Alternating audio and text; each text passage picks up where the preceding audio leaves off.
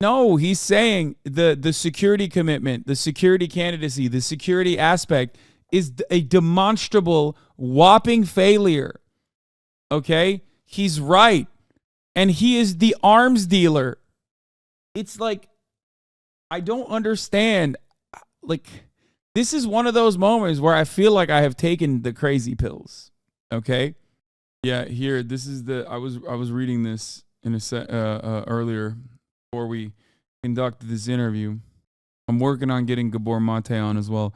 His job was to arm people around the world for U.S. state interests. Even he said, enough, a member of the State Department of America. Palestinians have been so patient and suffered so much for us to reach such unprecedented days. His statement is really a trip because it's all about the necessity of protecting American interests to weapons sales. He says he knew his job would require moral compromise and that he's compromised a lot over the years. Whatever we're seeing, the reality is much worse. To have activated even his conscience, I'm still thinking about this. He was clocking into the atrocity factory for 11 years. They lost someone who was arming Saudi Arabia against Yemen.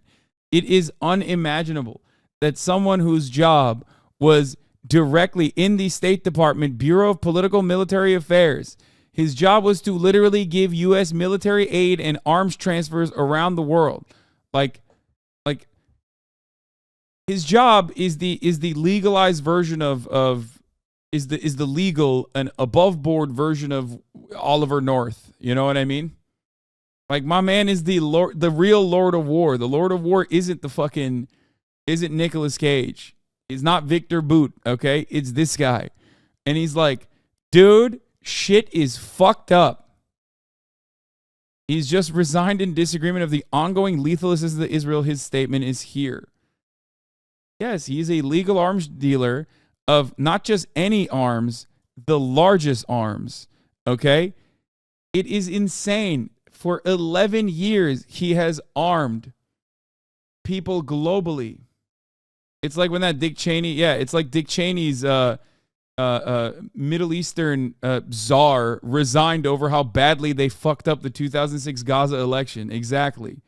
Yes, PM can still do an immense amount of good in the world. There is still, sadly, a great need for American security assistance, a need for American arms and defense cooperation to defend against multiple military perils that democracies, and humanity itself face on the earth. But we cannot be both against the occupation and for it. We cannot be both for freedom and against it. And we cannot be for a better world while contributing to one that is materially worse. Let me be clear. Hamas's attack on Israel was not just a monstrosity. It was a monstrosity of monstrosities. Okay? He's condemning Hamas, everybody. Calm down. He's not pro-Hamas. Okay? I know a lot of people will immediately, well, not in this community, but a lot of people immediately want to be like, well, he's not in favor of what's going on in Israel. Well, he must fucking love Hamas, probably. You know, I don't even have enough evidence for that, but I'm still going to go with it. Okay? Wokeness ruined the State Department arms dealers. This is like the Shimbek conversation. I also believe that the potential escalations by Iran-linked groups such as Hezbollah or by Iran itself would be a further cynical exploitation of the existing tragedy. But I believe to the core of my soul that the response Israel is taking, and with it the American support for both the response and for the status quo of the occupation, will only lead to more and deeper suffering for both the Israeli and Palestinian people and is not in the long-term American interest. This administration's response, and much of Congress's as well, is an impulsive reaction built on confirmation bias, political convenience, intellectual bankruptcy, and bureaucratic inertia. That is to say, it is immensely disappointing and entirely unsurprising. Decades of the same approach have shown that security for peace leads to neither security nor to peace. The fact is, blind support for one side is destructive in the long term to the interests of the people on both sides. I fear we are repeating the same mistake we have made these past decades, and I decline to be a part of it for longer. Dude, it's insane. He just wants to sell to both sides. No, he's saying the security commitment, the security candidacy, the security aspect is a demonstrable, whopping failure. Okay? He's right. And he is the arms dealer. It's like, I don't understand. Like, this is one of those moments where I feel like I have taken the crazy pills. Okay? Where it's like, it's so obvious that the direction And by the way, that's why I wanted to, that's one aspect of the conversation that was really interesting. Neoliberalism and its devastating consequences universally in all supposedly liberal democratic societies, whether it's the Israeli apartheid state or whether it's the United States of America or motherfucking UK. It is really interesting that neoliberalization has eviscerated labor and labor adjacent parties across the board. Okay? Across the board, everywhere. Everywhere you go, every single labor supporting party, or ostensibly leftist party, if you want to call it that, like the Democratic Party, every single time has shifted so aggressively to the right and have created this like massive ratchet effect. A disastrous consequence globally. Okay? There is no counter to the psychotic, fascist, creeping death march that we are all on right now. There is no alternative, and I'm afraid the dissolution of the USSR was the final blow. When there's no counterbalance, when there's no multipolarity, we live in that universe where there is no multipolarity. That universe, well, I mean, who knows what China will do, but that universe is clearly not a good one, okay? When there is no socialist alternative, even if they are fucking up all the goddamn time, okay? Because the USSR was far from perfect. But the threat of some level of like going in the opposite direction was enough for people to galvanize others to their cause, to basically advocate for a different way. There was something out there. There was at least some kind of counter. It has basically been just a ridiculous, vulturous, monstrously exploitative system that is accelerated in the evisceration of material conditions for all people living even in the imperial core. There's just nothing out there. It's so Jover. It's so Jover that you got motherfucking... It's so goddamn Jover that you got actual... Oh, God. You got actual death dealers that are like, this is not the way. This is not the way. Like, what are we doing? I'm the death dealer. I'm the one who knocks. I'm the one who's giving the guns. I'm the motherfucking merchant of death, dog. The fuck? What are we doing? After 11 years of ridding myself of any semblance of morality, even I have decided, holy fuck, dude, this is like actually bad. This is actually bad for American security. You know what I mean? It just like doesn't make sense. I am not ignorant when it comes to the situation in the Middle East. I was raised surrounded by debates about the Israeli-Palestinian conflict. My master's thesis was about Israeli counterterrorism and civil rights. In researching it, I met two men who have since been my lifelong heroes, Uri Avneri, an Israeli-Palestinian advocate I shall not name, and an Israeli-Palestinian advocate I shall not name here. I served as the U.S. security coordinator living in Ramallah while advancing security sectoral governance with the Palestinian Authority and liaising with the IDF. And I have deep personal ties to both sides of the conflict. Those who know me best know that I have opinions and they are strong ones. But this is what is at the core of them, that there is beauty to be found everywhere in this world, and it deserves both protection and the right to flourish. And that is what I desire most for Palestinians and Israelis. The murder of civilians is an enemy to that desire, whether by terrorists as they dance at a rave or by terrorists as they harvest their olive grove. The kidnapping of children is an enemy to that desire, whether taken at gunpoint from the kibbutz or taken at gunpoint from their village. And collective punishment is an enemy to that desire, whether it involves demolishing one home or 1,000. As to is ethnic cleansing. As to is occupation. As to is apartheid. Bro, I don't know what to say. This guy is so woke. Someone, I feel like a coalition of hedge fund managers are going to find him and be like, you can never have a job ever again. Okay? What is happening that the CIA has gone woke? What is going on?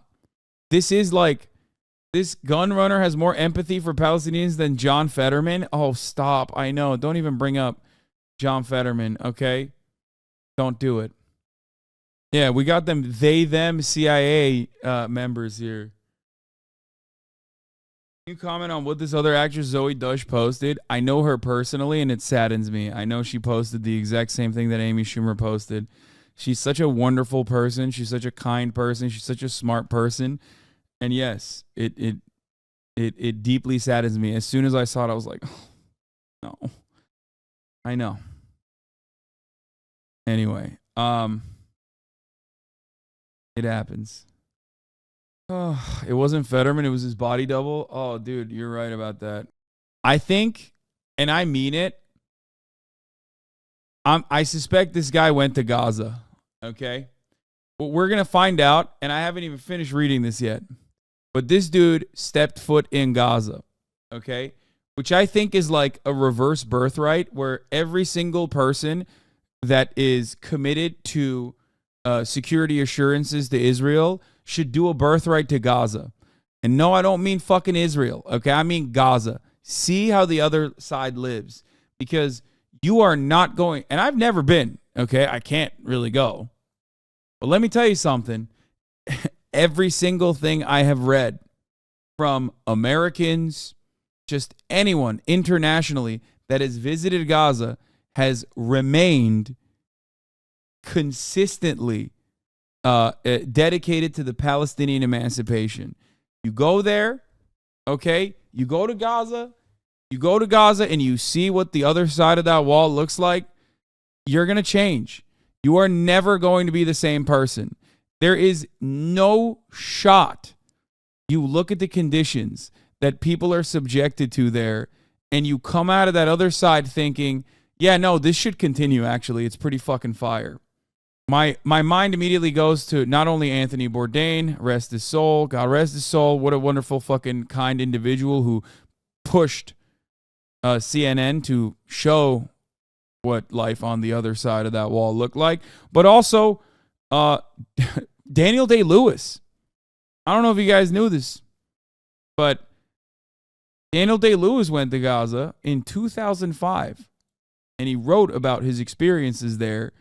And my Lord, what a radicalizing experience that was for old Daniel Day motherfucking Lewis, okay? Let's finish this.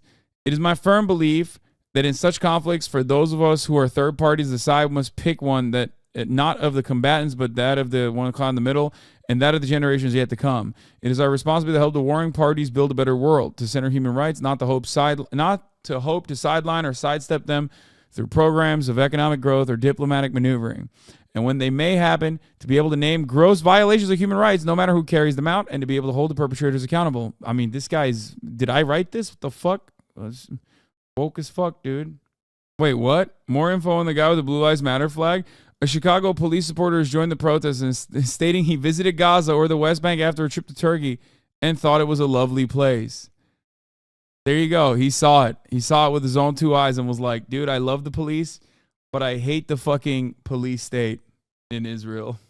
When they're adversaries, which is easy, but most particularly when they're partners. I acknowledge I am heartened to see the efforts this administration has made to temper Israel's response. Yeah, okay. Including advocating for the provision of relief supplies, electricity, and water to Gaza, and for safe passage. In my role in PM, however, my responsibilities lie solidly in the arms transfer space.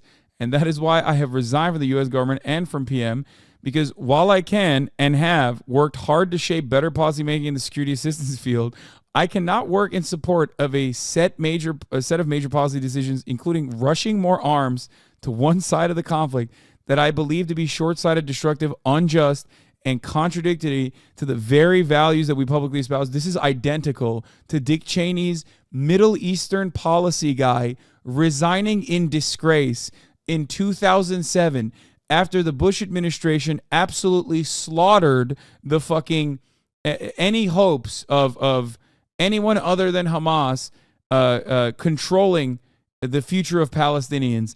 A collaborative effort by the Israeli government, of course, consistently, but the Bush administration in a very weird moment, I do believe, at least according to everything that I've read on the matter, literally thought that they were doing the right thing. They were unironically confident that they were doing the right thing and thought that they could push for the Palestinian Authority to seize more power over the Palestinian future.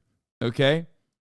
And it was a gigantic mistake, and a coup that they facilitated ended up solidifying Hamas's power, and then the fucking Dick Cheney Middle Eastern czar who oversaw some of the grossest war crimes was like, this is too much. What the fuck are you doing?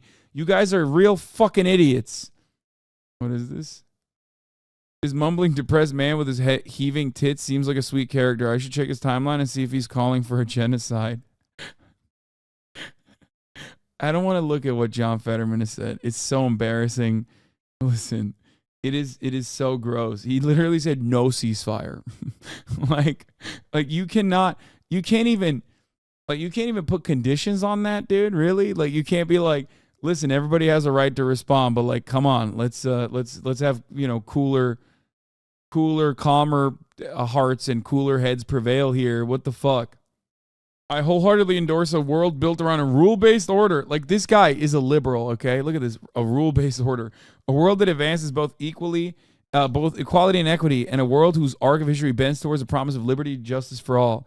And I would note with concern and parting as regards competitions well beyond this current conflict, that if we want a world shaped by what we perceive to be our values, it is only by conditioning strategic imperatives with moral ones, by holding our partners, and above all, holding ourselves to those values, that we will see it.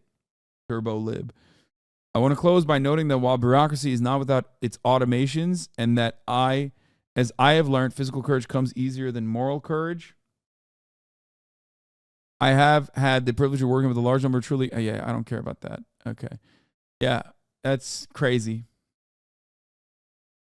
I mean, this is courageous for him to fucking quit. Especially after so many years of doing, like, unimaginably awful things. That's kind of wild.